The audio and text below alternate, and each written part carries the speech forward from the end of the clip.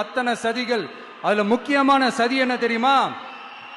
இத பாரு, ஒண்ணு நீ இல்லனா நான் இல்லனா நீ இல்லனா நான். நமக்குள்ள வேற எவனும் நடுவுல வந்துடக்கூடாது. நாம 2 பேரால மட்டும்தான் மக்களை ஈஸியா ஏமாத்த முடியும். இந்த விஜய் வந்ததுனால நமக்கு பொழப்பே போச்சு. மக்கள் வேற அவனை தான் நம்புறாங்க. நாம வெளியே அடிச்சுக்கிற மாதிரி அடிச்சுக்கிட்டாலும் உள்ள நம்மளுடைய டீலிங் பக்காவா இருக்கணும். மக்களோட ஃபீலிங்ஸை பத்திலாம் நமக்கு கவலை இல்லை. நமக்கு டீலிங் தான் முக்கியம்.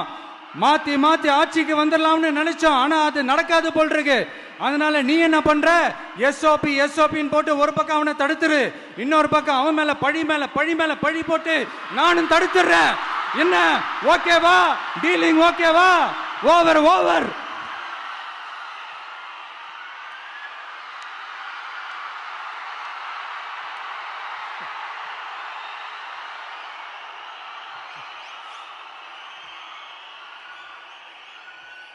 இல்லைங்க, உண்மையிலேயே சிரிக்கிறதா என்ன பண்றதுன்னு எனக்கு தெரியல.